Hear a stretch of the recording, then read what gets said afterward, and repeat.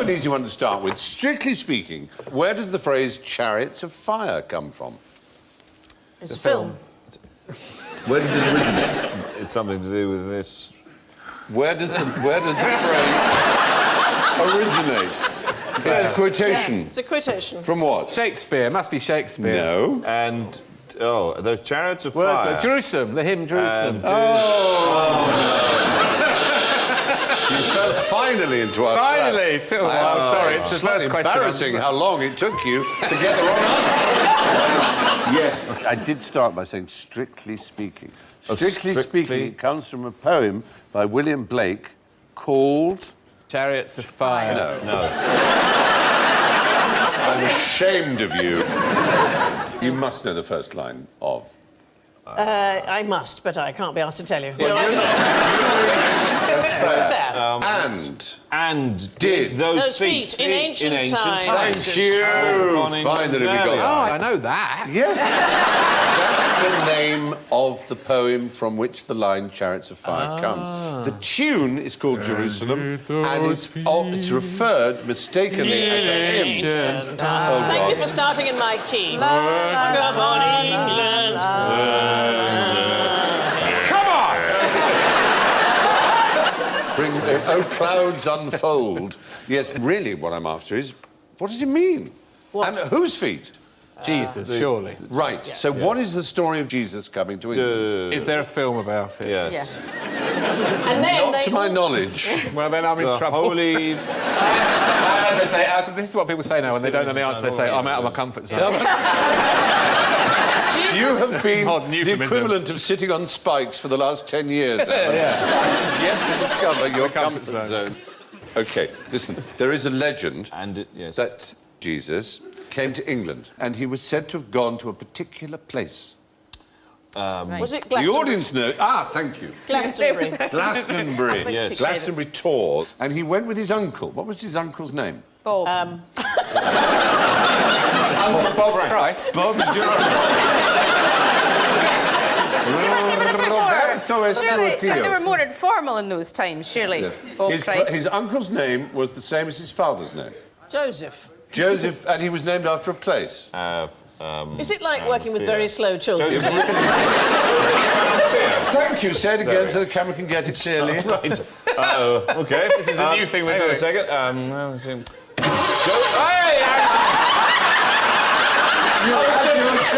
was proposing my faith. Joseph of Arimathea. No, I said it. I said it. Joseph of Arimathea. I'm going to throw cold water at you both in a minute. Joseph of Arimathea. Now. Joseph of Arimathea.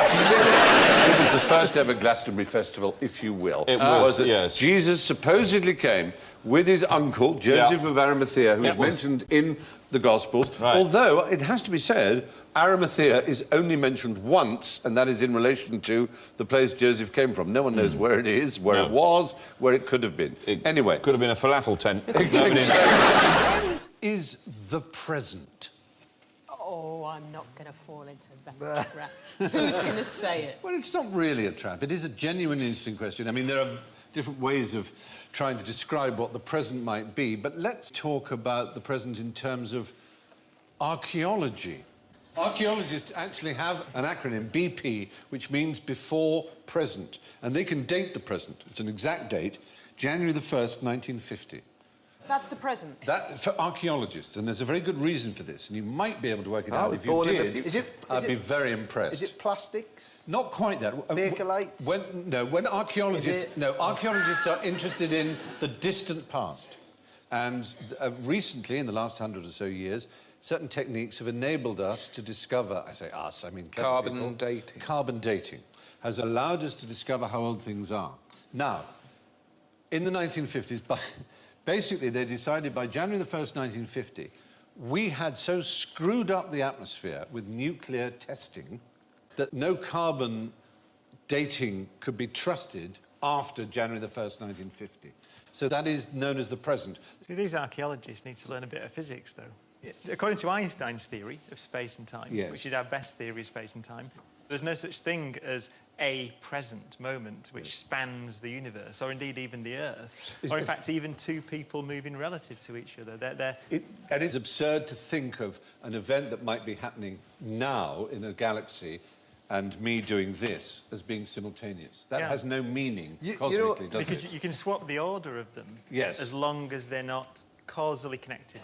I mean, we don't know how time works at a very fundamental level, actually. But time's arrow. I mean, I actually got my head around that a bit. Yeah. Because you don't need maths. If you think that everything's going forward and as it does, it decays. Yes. So then you understand entropy. Yes. I just look, for instance, all you need is an analogy to make that's pertinent to you. So in my case, all relationships. And then you realise, of course, you've got that perfect 18 months, and then they're dead. The second law of sexual dynamics. Yes, that's how I, according to me, that's how I extrapolate. To make it statistically significant, though, you have to have an awful lot of relationships. Oh, I do. And they really do That's all very suffer well from the law of entropy. What's the French for innuendo? Is it double entendre? No, I've just remembered that double entendre is French for big tits, isn't it?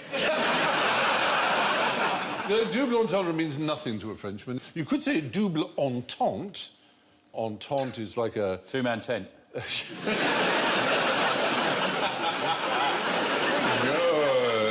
Or double sens, double sense, but they don't say double entendre. So it's a French phrase that the French don't use. So it's not French. Exactly. And that's precisely what this round of questions is about. There are other examples of that. Suppose you're at a performance, someone is very brilliant, and you want them to perform again. Encore. You'd shout encore. What would they shout in France? More. Good thought. But encore is a French word meaning more, but they don't shout encore when they want. They shout a Latin word, which means twice. Anyone? Anyone in the audience? Bis, bis, B-I-S. Beef. Bis, bis, yeah, that's what they shout. That's crap. Try encore. You need to do a show, wouldn't you? And at the end, everyone goes, beef! It's like that.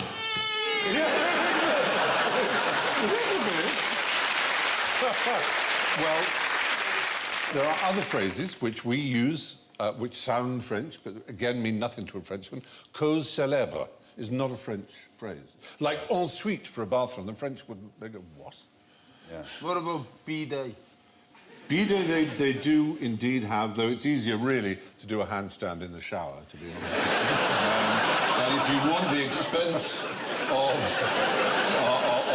a bidet, yes. Easier. If you're as nimble as I am, yeah. I'd pay good money to see that. I'd like to see you doing that with a camera going, tweet this.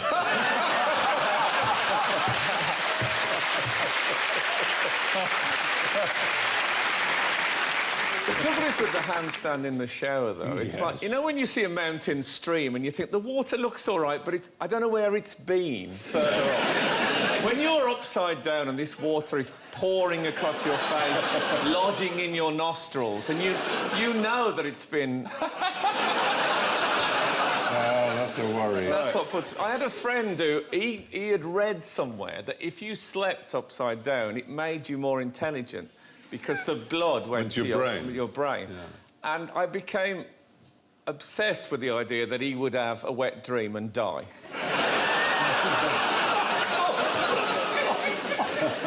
Oh, that's so, in so many ways, a horrific image.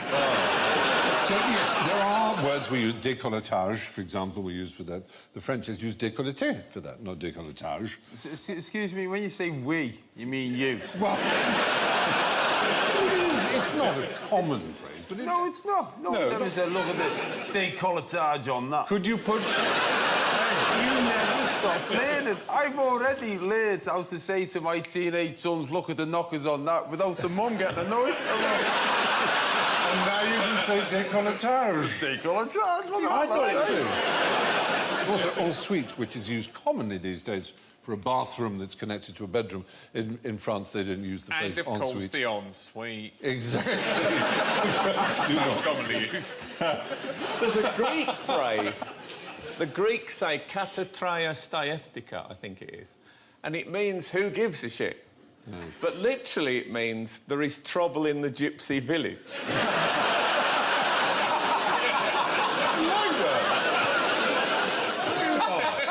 It's true. Depending on where you are on the social calendar, it's right, isn't it? It's, you know, posh people wouldn't give a shit if they... Anyway, that's the point. You can ask a Frenchman for a double entendre if you like, but you'll be lucky if he gives you one. Now to some... Key part did bigots play in the Second World War? Bigots? What do you mean? Bigots. You're talking of... Not that kind of bigot, actually. We're being a diversionary tactic. That's a bit of a minor description. Yes, I think it is, exactly. This word is bigot with a bigot. Oh, he was a bigot, was he? Oh, the more I hear about it. Is that an acronym, though, for something? Yes, Bigot. it's an acronym. B-I-G-O-T. No, it's British. Churchill chose it. Oh, really? Beware. Brown-eyed girls on toast. One trouser. Beware, I've got one trouser. Yes. I'm going out tomorrow. Blimey, I've got... It's got off. Owls! Turned... Owls? Owls. He's so shit at I Spy, I can't tell you.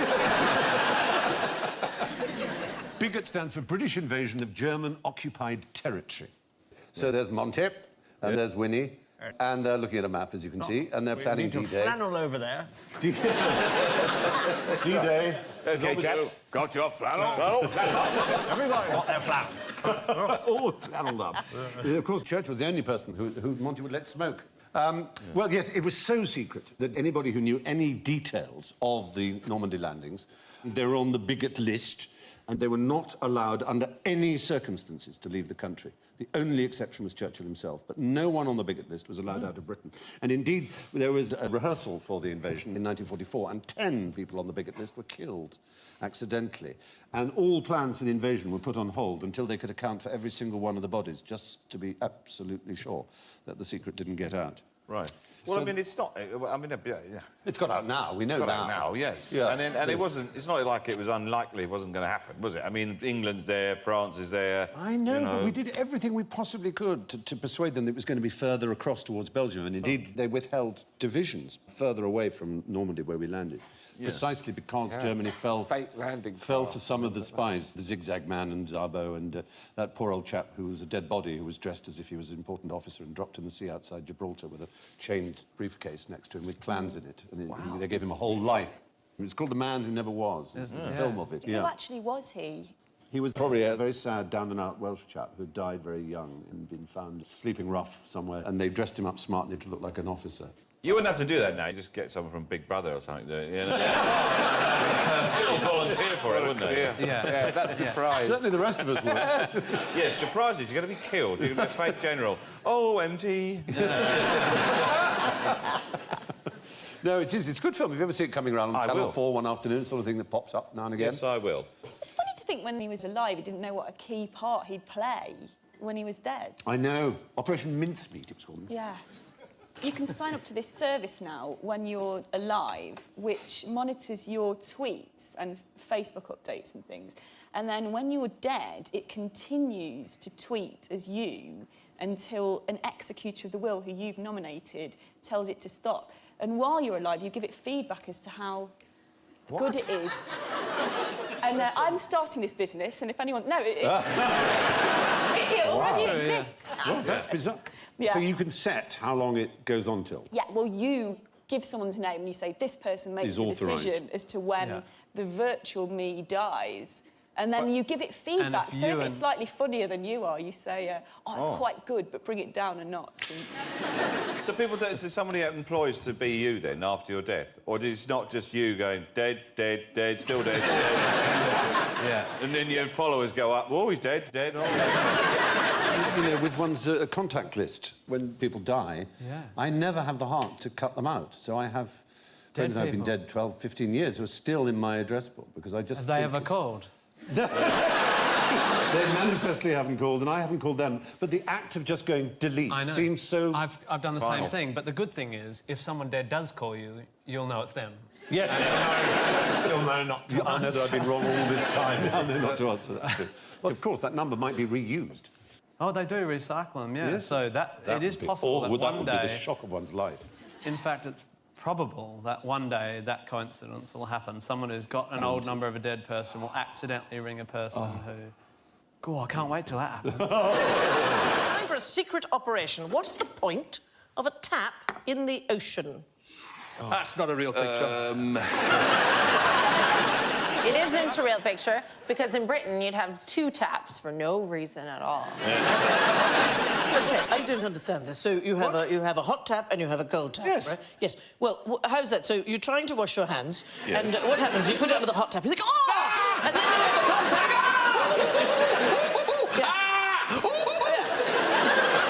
How is it the British haven't discovered there's a mixer tap? What is it? We get. Did you find that baffling when you arrived? I still find it baffling. Yeah, and I don't understand radiators.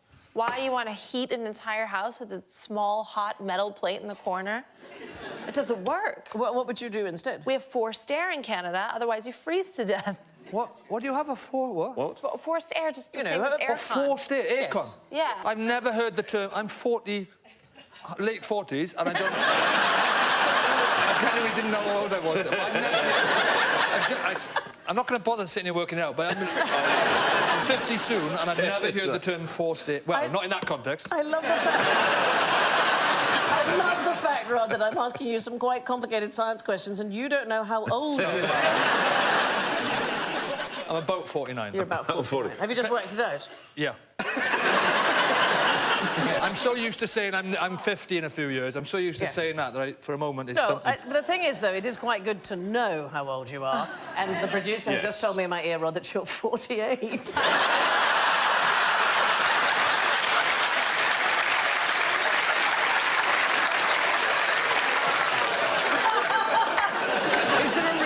Way to remember how old you are. Is there like a little, some kind of song I can sing or something? Or... I've never needed a mnemonic for my age, but I'm sure I could invent one.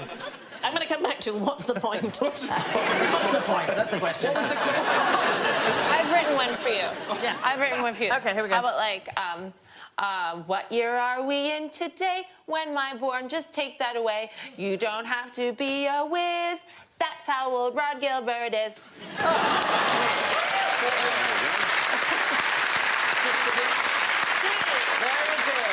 I just followed your poetic guidelines. I'm 48. At the risk of repetition, what is the point of a tapping?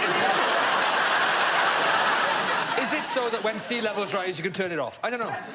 So it's not actually a water tap. It's not a tap. Rather, A tap. So what else could you tap? What's another kind of tapping that people do when they're trying to listen in? There's a shark behind you. Yeah. Is it a wire when they put a wire, transatlantic radio communication wire? It's Cold War. It's called Operation Ivy Bells, and it took place from 1971 to 1981, and it was the USA wiretapping a Russian underseas cable. That thing, they're moving it into position there, is a giant tape recorder, and they just put it onto the wire. So the sailors on a submarine, the USS Halibut, located a Soviet cable... Halibut. They located a Russian cable off the Russian east coast, and they moved a 6-metre-long recording pod around it to track the communications. The thing I really like about it, because we're talking some years ago now, the device had to be updated every month, and so divers had to leave a submarine once a month and change the tapes. But it was hugely successful. It ran for a decade until a National Security Agency employee of the United States sold the information to the KGB. Spying was a lot more hassle back then when you got to train a team of divers, get submarines. Now you just need somebody's maiden name and their first pet's name and you're off. Yeah. If you're Russians, you just have to go and see Donald Trump and ask him. What quite interesting object is at the very end of the Earth? Telford Town Centre. Although I would argue about the interesting bit. At the bottom of Patagonia? It's right down there, yes. It's the southern pole of inaccessibility. Is it the off switch? To stop it spinning. Yeah. Well, I'll tell you what it is. It's most unusual. It's a bust. There's a bust. There's a bust. Oh, worth going then. Yeah. In the sense not of a pair of breasts, but in the sense of a sort of head and shoulders and front bit of a human being. No, we didn't really think there was a big pair of tits. It's a of a living 20th century person, now dead. A man. Yeah. Stalin. Oh, the one before. Lenin. Vladimir Ilyich Lenin is there, right in the middle. My It's just word. bizarre. This southern pole of inaccessibility is more remote and hard to reach than the geographical South Pole. And in this very year, the destination was reached by a team of 4 Britons called Team N2I. Rory Sweet, Rupert Longston, Henry Cookson and Paul Landry. And we have one of this expedition in the audience. Mr... Is it Lenin? No. Mr. Rupert Longston is here. There he is, ladies and gentlemen. Isn't that bizarre? Phenomenal.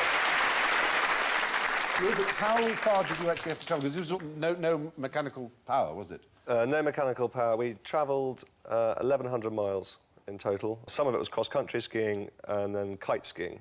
Was it cold? When that picture was taken, I think it was minus 60 degrees Celsius. What do you eat? Food was... Food. fairly repetitive. It was chocolate, cheese, salami, pasta, lots of it. And one day towards the end, when we'd been eating the same thing for about 40 days, we played laxative roulette. And with one person who had laxatives in their food, we didn't know who. Well, I bet you did. Not straight away. The consequences were quite obvious after a while. Does it freeze as it comes out? Is it a shard of shit? When did the Russians put that there? 1958. Good Lord. Rupert Longston, congratulations on doing an extraordinary first and being very, very foolhardy and very brave and very brilliant. Clearly not extraordinary first. There was a statue there when they No. arrived. They went under their own power. No one had ever done that before. Congratulations. Thank you very much, Rupert. Thank you. That's amazing. I like the idea of that, though, the idea of going and doing that with no mechanical device whatsoever. Yeah. His moon mission's going to be amazing. Give me a man up a ladder going, oh, this is madness. How would you use a Monopoly set to escape from a prison camp? I could see how you might use a buckaroo. Just fly out over the fence. I mean, you'd probably just keep ending up on the barbed wire. Again, try it with the bucket. Is it the covering up the hole with it? Well... Like in Shawshank? No, there was a man whose nickname was Clutty Hutton, who in Britain bought up lots of Monopoly boards and turned them into escape kits that he then set up through MI9 with these pretend charities. So that you'd get a get-out-of-jail-free card.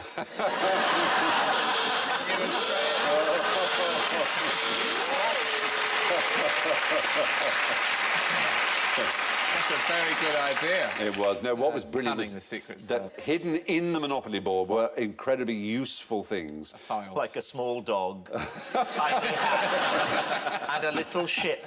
There would be real money interspersed with the Monopoly money. There would be maps on silk, because they obviously tried it on paper. It's too bulky and rustly, but on silk, on parachute silk, you get an enormous amount of detail and tiny. That's an example of his earlier work, putting a compass in a military tunic button. The Germans got wise to this. They'd unscrew them, eat the buttons, and they'd see it. So then they reversed the thread. So when the Germans unscrewed it, they in fact tightened the button. Then they got wise to that. So then he used razor blades, which were magnetised at one end, so that when they were attached to something metal, they would spin round with the G of Gillette would point north, which was very good. So they were well disguised. They said, now look, we put the normal thread on. Yeah. Old Kraut, he's unscrewing it. Then what we've done is we've put it the other way. So when he's unscrewing it, he's actually tightening it. That's right. Now we've got a step further. We've done one here. You can't get the top off. Isn't there a flaw in that, sir? Don't complicate it. Don't complicate it, Perkins. No one's going to see this bloody compass, that's for sure. Give it a try. You won't get it off. Oh, very good, sir. In many ways, it's become what I call a button. If I was the German camp commandant, I'd have made them all wear duffel coats. If it was me, if I was in charge, I would have started shipping out giant Jengas. Would you? Well, then you just build them up. You know the Jengas you get in pub gardens? Yes. Just massive one, just hop over the fence. Brilliant. If only you'd been in charge then. Or snakes and ladders, but with actual ladders. Yes. And real snakes. Scare the Germans. Scare the Germans. Good British snakes who didn't like the look of a German soldier and would go up to them and go... What about if they gave them toy tanks, but really big ones? And they could turn around and go, take this, Jerry. Who has the least use for Jeremy Clarkson? What two things come to mind when we think of Jeremy? Top Gear and Brunel. Cars and television is the key. So it's a place that's got no... A place that has almost no cars and no television, No would have very little use. Yes. Sark.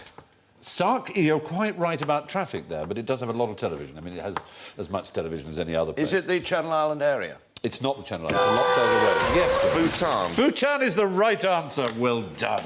It is the kingdom. You've certainly got a point there. Except... they have got television. In 1999? Yeah. It's where they're doing all the television surveys to find out, has television actually had an effect? It's completely wrecked the place. It's absolutely ruined it. It's gone from people going all day to just sitting around stabbing one another, wearing perfume and drinking Coca-Cola and wanting to be American. And parking fees have now been introduced as well. In the first Bhutan? time. It has no traffic lights in the whole of the kingdom. Where is it? It's sort of between China and India in the Himalayas. India has no speed limits. India has no speed limits. And every car in India, within 5 years of it being bought, will be involved in a fatal road accident. The UK, on the other hand, has the highest number of car thefts in the world. My motorbike was stolen 2 weeks ago. Bummer. It's a black Suzuki DR60. N441YKP. You should do the whole police press conference bit and say, now this bike thief knows who he is. I've got an American cousin who's a doctor, and he was visiting me in London at the time when I used to ride a motorbike, and he didn't know this, and we were meeting in a restaurant. He saw me checking in my skid lid, as we biker boys call them. Helmet, he said, "Oh, I didn't know you rode a bike." And I said, "Yeah." He said, "Oh, do you know what we call bike riders at the the trauma department of the Roosevelt Hospital?" I said, "No." He said, "Donors." That was one thing. And then, literally 2 days later, a friend of mine was talking about her aunt who was at Moorfields Eye Hospital. And she was going to have a cataract operation or a corneal graft or one of those things. And the chap came in, the consultant, and said, "No, Mrs. Alton," he said, "I'm sure you've heard about it. We're going to cut out that nasty old lens, a cloudy old lens. We're going to sew in a nice, bright, fresh new one. It's a very simple operation. It only takes a few hours and you'll be out and you'll be seeing wonderfully." He said, "The only trouble is, I'm afraid, we don't have any donor eyes in at the moment." But he looked to the window and said, "But it's raining, so it shouldn't be too long." He meant it. Most people in Bhutan live more than a day's walk from a road. It's a very rural country indeed. Only 0.01% of the country are on the internet, for heaven's sake. No, but if you got that from the internet, it'll be wrong. Yeah. Yes. Every single one of the 247 billion facts on the internet is wrong. I've got a question for you, Alan. We're both actors. Why are we so grotesquely overpaid? Market forces. We're not in charge of the distribution of wealth. Any excuse we can think of. Well, what profession within the film industry might think that they're responsible entirely for the way an actor conveys... Screenwriters? The screenwriter certainly has a lot, as far as the story is concerned, but they can't control, as it were, what an audience reads into an actor's eyes. So the Cameraman? The editor. In a way, the editor, yeah. And in 1919, when cinema was being born, there was a filmmaker called Lev Kuleshov, and he proposed putting together a film in which you saw an actor looking at things, and you noticed that the audience read into the actor different emotions according to what they're looking at. So it's the idea that they're looking, you know, we think, oh, they're looking melancholy because they're looking at something. Or they're looking hungry because they're looking hungry. Yeah, exactly. But the actor's actually not changed. It's exactly the same shot as the actor. And this that's the trick of acting. All actors know that. Yes, is not to act. If in doubt, don't do anything at all. And directors will tell you. Milos Forman famously shouts, "Stop acting! Somebody is acting here!" There's a famous Bogart one, and at the end he looks down on some carnage, and everyone was very impressed by the emotions he portrayed. But the shot had been done much later, and the camera went down low, stood up on a balcony, and the director said, "Look bored." Yes. And yeah, it works like that. And they cut it in. It's extraordinary how that is. It's the effect, it's the timing of the story, it's what the actor seems to be looking at, and it's the audience that does the work. They read the emotion into the face. Oh, that's... We've actually cut our own together. So you can see here, what's this emotion? Confusion. Oh, he's looking hard at something. Can you believe it's true? Oh, no. Arsenal have lost again.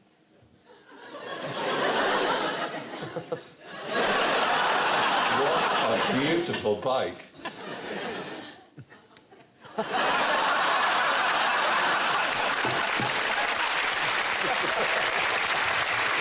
you are. Proof positive as if it were needed. Anyway, thanks to the Kuleshov effect, good acting, maybe just good. Who first cracked the Enigma code? Yes. Was it the Poles? Top man! Absolutely right. You're a good soul. Yep. There's a general feeling that we did all the work, but in fact it was a Pole in 1932, as early as that, who first cracked how an Enigma machine worked. But in the late 1930s, the Germans changed the way they worked, so that I think there was something like 364 billion possible settings each day to the daily code. Now, that's not something you could guess. But the first one to crack it in the beginning to see how it worked was a young Polish mathematician called Marian Rejewski. And if you ever go to Bletchley Park, and I do urge you to do so, there is a splendid statue to him, and... Have they got a good shop there? They have a very nice shop. They also have a museum of computing, which I know would excite you almost... Oh, indeed. Indeed, I can... Already moist. I mean, it is well established. The work on Enigma did do a great deal to hasten the end of the war. Eisenhower estimated that it shortened the war by 2 years, which is hundreds of thousands of lives. So it was an extraordinarily important thing that these boffins got together. But how do you think they were first brought together at Bletchley Park? What was the first move the government made to assemble the boffins? Singles club. It was almost that. It was a telegraph crossword competition. Especially fiendish telegraph crossword. And the winners were sent letters saying, "You might be our kind of chap." But anyway, they then soon became aware that having people who knew that cart horse was an anagram of orchestra was not going to win them the war. They needed really great mathematical minds. It's when the world changed, isn't it? It's when the world changed. It'll be fascinating conundrums that the Nazis will set us. But we'll have to find clues and follow them. No, you just need a supercomputer. But fortunately, there was a man ready for it. It just happened to be that history had thrown up a quite brilliant mathematician called Alan Turing, who was at Cambridge at the time. There he is. He's considered the father of computing, one of the truly great men of his time. And you may remember Gordon Brown making an impassioned but far too late apology on behalf of the British government for his terrible death. He was persecuted for his homosexuality and chemically castrated and then committed suicide by eating a poisoned apple. And there are many to this day who believe that Apple computers named their apple with the bite out of it in honour of Alan Turing, the father of computing. And I was in a position to ask one of the founders, Steve Jobs, and he said it isn't true, but God, we wish it were. It's just a coincidence, but they're very proud that people think it might be, because he was a simply extraordinary man. But the real fiendish thing was not Enigma, it was called Lorentz. And for Lorentz was used between German High Command and Hitler himself, basically. And Lorentz was unbelievably difficult. And for that, Turing and his team built what really was the world's first computer. It was called Colossus. And it was way ahead of its time. It was quite extraordinary. It was all a complete sort of national secret until very recently, wasn't it? Or quite recently. Absolutely. There is Bletchley Park. And it is open to the public. I'm a big advocate for it, so I make no apology for banging its drum. It's a great place. It's an interesting choice that we took as a nation, though, you know, during the Second World War, which was an expensive experience for us and left us bankrupt. But out of it, we had basically invented the computer, and we decided to make it a secret. Yes. Rather than, in any sense, attempting to monetize it. Actually, we gave the secret of Colossus to the CIA. Oh, superb. Yeah. Oh, well, yes. It was an excellent move. It was. No one will be needing that. But there's a great memo, because there were a lot of people in the British government who thought, what are these people in faintly damp tweed with pipes and glasses doing, writing on bits of paper here? And there's quite a big budget. I mean, what are they doing? And Churchill had a look round, and the fellow explained to him what they were doing, and then there's a very famous memo in Churchill's hand that just says, give them what they want. It's fantastic, that, isn't it? What can I just ask, and you may not be able to answer this, but what was the nature of the Enigma code? Was it mathematical or was Yes. I mean, don't ask me to give you the precise details. I'm really no expert. But it was a purely physical, mechanical device, but it had so many different rotors that had so many different angles and positions that there were hundreds of billions of permutations. It was our job was to intercept or work out what the code word of the day was, and then we could translate the messages. It was all very odd. But they were very lazy. It relied on Germans making mistakes by using the names of their dogs and things. So a lot of intelligence was gathered about the people in naval intelligence in particular, about what their dogs, their girlfriends, their addresses and things like that, because it's a bit like passwords, you know. I'm beginning to think that people will be able to hack into my John Lewis account now.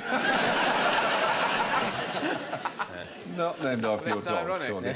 They invented a computer and finished the war early, but the cyber war being waged by China will be the death of all of us.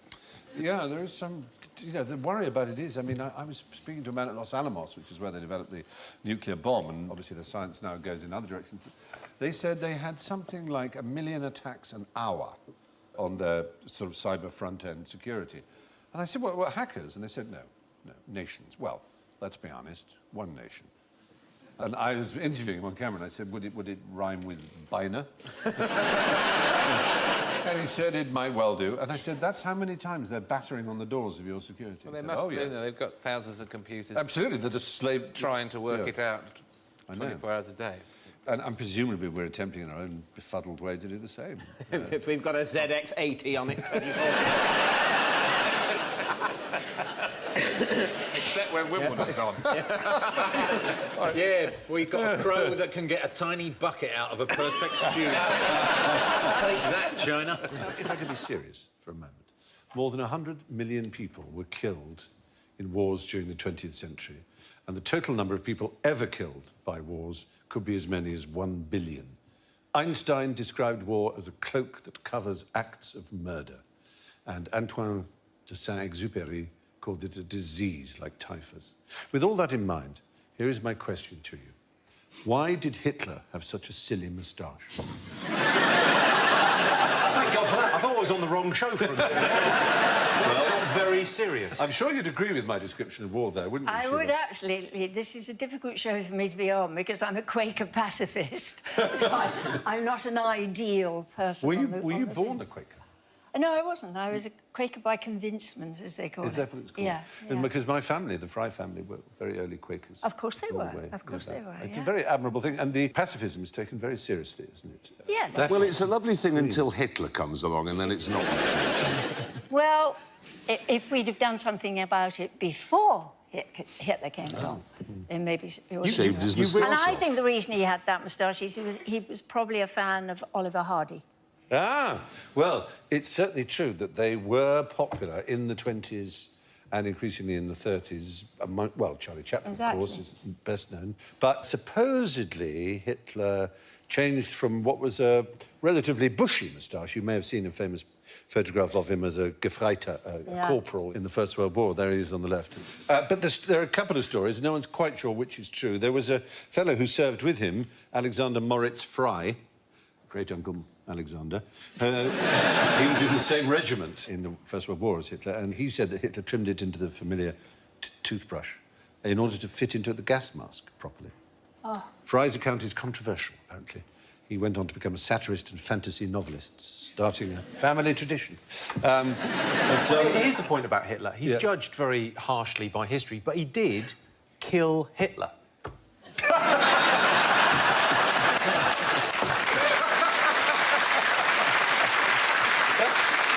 I can't take that away from you, Jimmy. Credit It's a when true credit fact. is due. That's true.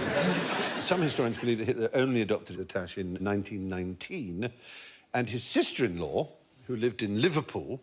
She had one as well. Do you know what her name was? Muriel. almost, as it were. Gauss Adolf. Bridget Hitler. Bridget Hitler. Yeah, that was her name. Bridget Hitler. Bridget Hitler? Yeah. Yes, she was married to Alois Jr., who was Hitler's half-brother. And they had a son, William Patrick Hitler. Billy Hitler. William Patrick Hitler went to America and won a Purple Heart in the Navy. Changed his name, I presume. Eventually to Stuart Houston, I think. And he claimed he wanted to forget anything to do with his uncle, but he named his first son Alexander Adolf Stuart Houston. Anyway, yes, Bridget, in her memoir, said that he came to visit Liverpool and that she told him that he should trim the ends of his moustache to make it less bushy. But, as she put it, as in most things, he went too far. Put him in his place by some terrible, terrible concatenation of circumstances.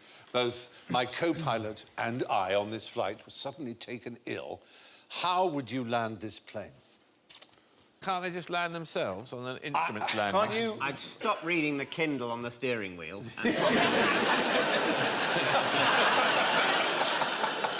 And that would be a wise start, yes. Don't you radio... There's the co-pilot slumped, normally. Yes. In these situations. Yeah, someone talks you in. And somebody talks you in? That's what happens in the movies, definitely, isn't it? Yes. Like Robert Duvall probably would be good. Yes. That's who I'd ring. Or Lloyd Bridges in the case of Airplane, the movie. Perfect choice. Yeah. Yes. Presumably there are legal problems with someone talking you down, though, because you could then subsequently sue if it was interpreted by your relatives that you were given bad advice.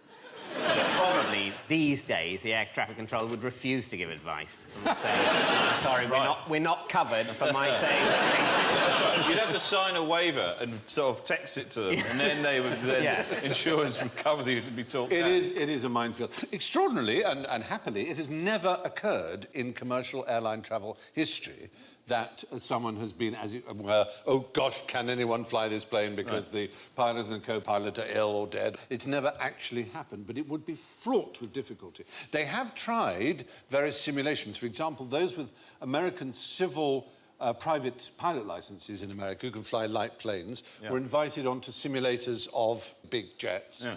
And one of them couldn't even operate the seat that moved him towards the control. Another one turned the radio off. Another one turned off the autopilot and instantly crashed the plane. So the fact is, it's incredibly difficult. Stephen, am I allowed to say that in your uniform how incredibly unlike a pilot you look? So what do I look like instead? Be brutal, be frank. No, I think you'd be the chap who calls himself the bursar. Who comes round, he's got a big leather wallet and takes money for duty-free. Yeah, calls himself the bursar. Yeah. Yes. He calls himself the bursar? Yes, I think he does, yeah. Or the purser. The purser. The bursar is like the one that does the money for a... public school. Yeah. Yes, yeah. Well, what kind of planes are you flying on? Yeah. Yes, the bursar will be collecting money for the end of term jamboree. Here on Charterhouse Air. Yeah. The bursar with the trolley, and then with the drinks, the groundsman. Anyway, the fact is it's fraught with difficulty. The first problem you would have is simply getting into the cockpit, because since 9/11, of course, cockpits are locked. And if the pilot and the co-pilot were truly too ill to be able to fly, they may well be too ill even to let you in to the cockpit. But, do they have a secret knock? When they go and give them their lunch, though, surely they have to get in. Yes. So they must have a coded knock or something, like, it's me. I've got your lunch. Something like that, and they go, oh, must be the lunch. It must be, it must be to do with the lunch. The lunch is. Now, why do I say lunch is? Because there's more than one. But why is there more?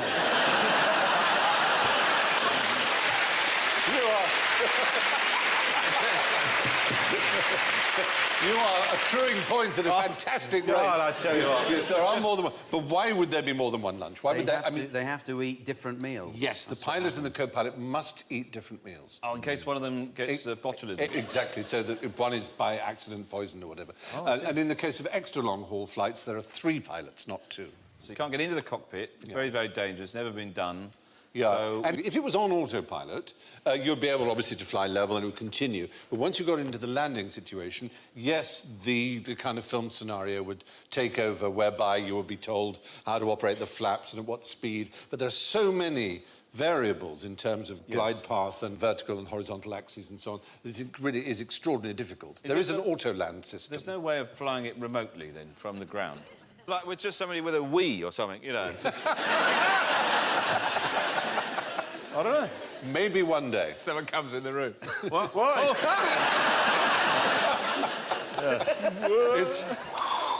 It's a horrifying thought, but fortunately, as I say, it never has yet happened in major commercial What air conclusion did the great biologist Stephen Jay Gould draw from a lifetime study of fish? Oh. Yeah. They haven't got any legs. Is that his lifetime study? Well, no. It wasn't his lifetime study of a fish. Yeah. After a while, they smell. He's a bit thick and he just stared at them and they haven't got any legs. Starfish don't have brains. It's the kind of Louis Walsh of the aquatic world. They don't have brains, they're starfish. And they're not really fish, are they, starfish, to be honest? Well, the word fish is in there, which kind of qualifies them, I think. Well, is a starfish a fish? Is a jellyfish a fish? Well, yeah, cuttlefish a fish? Yes, a horse, a horse. But the starfish... A crayfish is a lobster. There's a division, isn't there, in the world, whether it should be down to sort of experts in biology, whether things are fish, or whether it should be down to menus. Yes. Certainly, for example, a crayfish comes under fish in a menu. He looks like he's reading the sell-by date on that. He does, doesn't he? Stephen Jay Gould was very great. He's dead now. He's very great. He won a Nobel Prize. He was a paleontologist and an extraordinary biologist. And he came to a conclusion which is... They can feel no love. No, that there is no such thing as a fish. A fish has no biological meaning.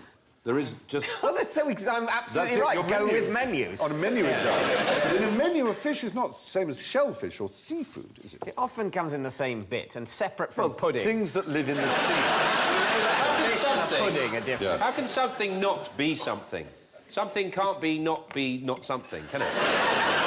But if you've created a something, then something has to be that something, otherwise you haven't created a something. So it has to be a fish if there is the idea of a fish in the first place. I swear there's a philosophy somewhere. Slow down, Plato. There's some sort of ontological argument going there, and of course, to us, that we use the word fish. But biologically speaking, a salmon is more related to, say, a camel than it is to a hagfish. Like, there are lots of things that fly, like a bumblebee flies, a vulture flies, and there are flying lizards. They're not all birds. No. But we call things that swim in the sea fish, and actually, biologically, evolutionarily, they have absolutely nothing to do with each other at all. So, after a lifetime study of fish, biologist Stephen Jay Gould concluded that there's no such thing as a fish. Have you read 1984? Hands up if you read 1984. Wow, that's pretty good. How many? Yeah.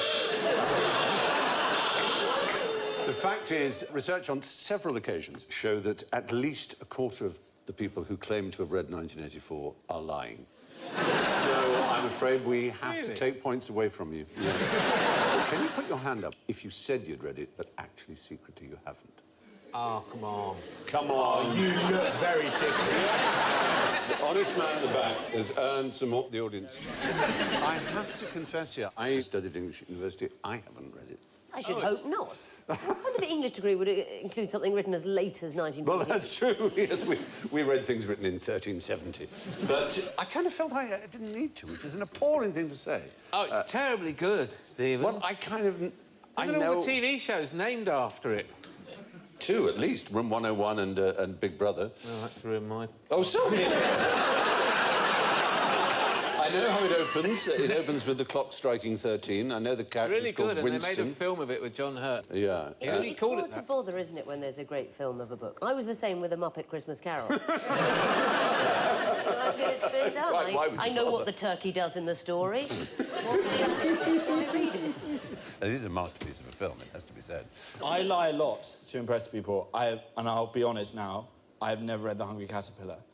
I get so close to the end, and I get too emotional. I'm like, he's gonna die. He's overfed himself. I can't do it, and I stop. So I just pretend that I've read it. No, he becomes a butterfly. Is he Kaiser? Spoiler! So sorry, that was wrong of me. Oh. I knew someone who gave away the end of Psycho. It's nearly as serious as that. Oh, my God. Some books that you don't need to bother reading, like good books that you don't need to bother reading. Like, it's controversial to say it, but I don't think Harry Potter is worth reading. It is so expertly narrated on the audiobook. Yes. No,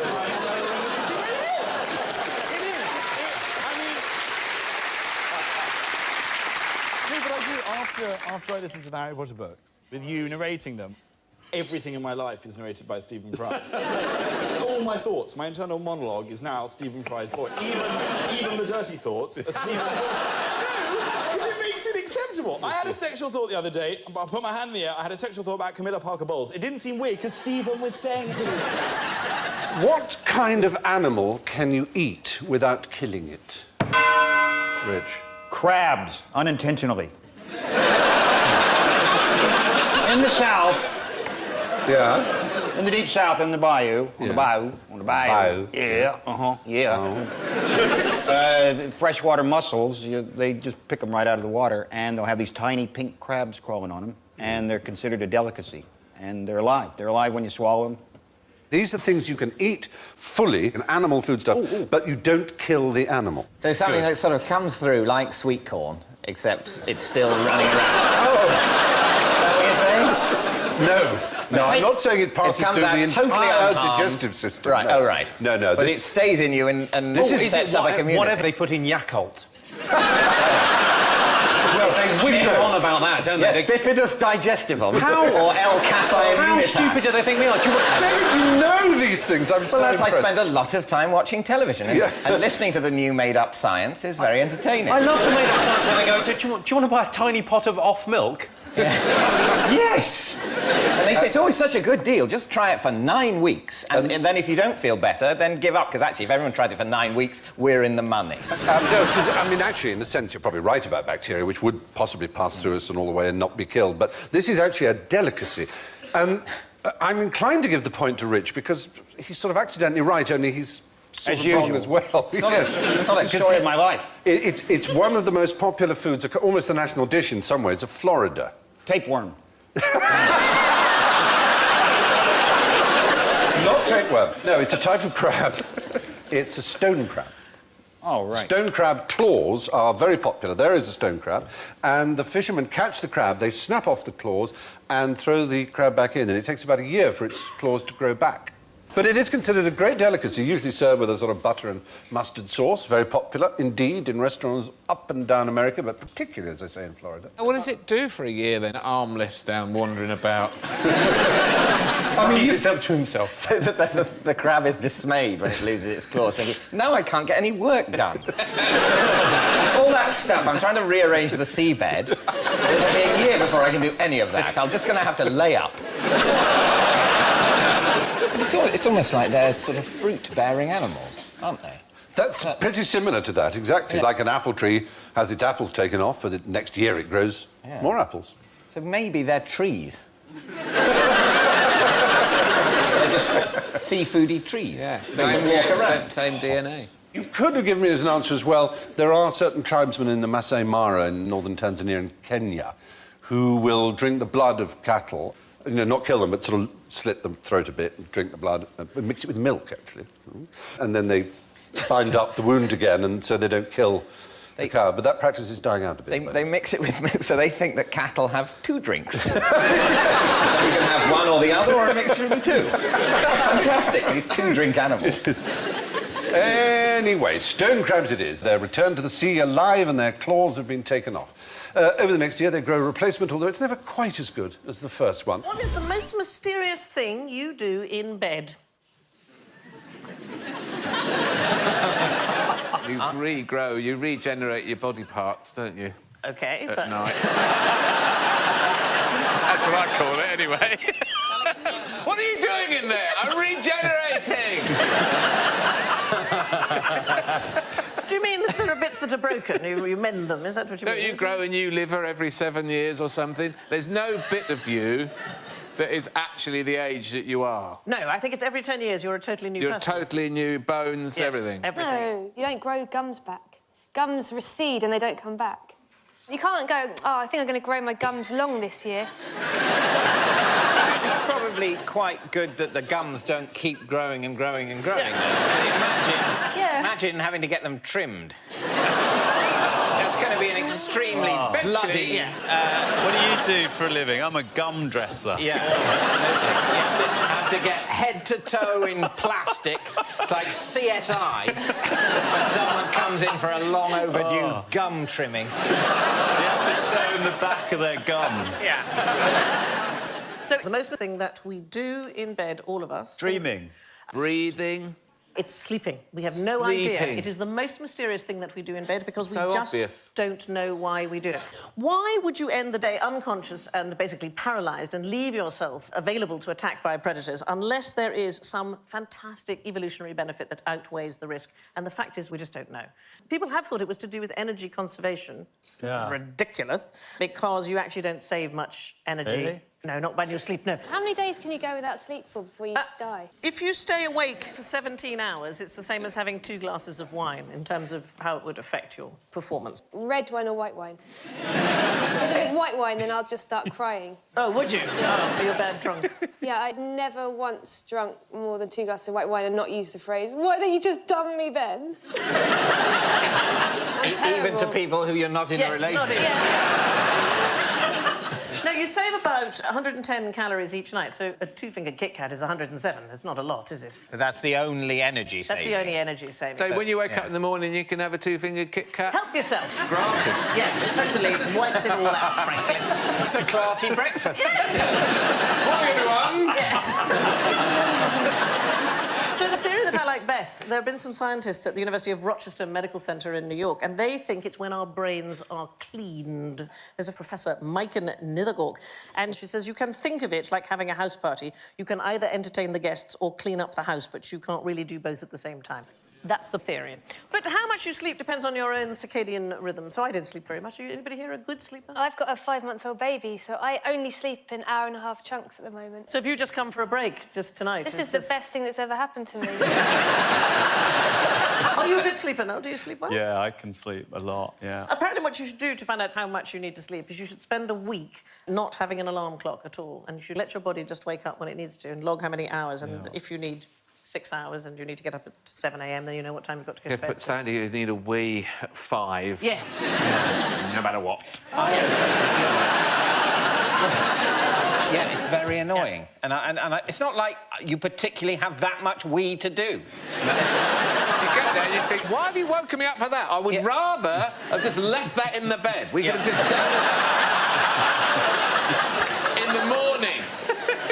Also, sometimes, in the middle of the night wee, you can start thinking about something stressful or get frightened by noises in the house. Yeah.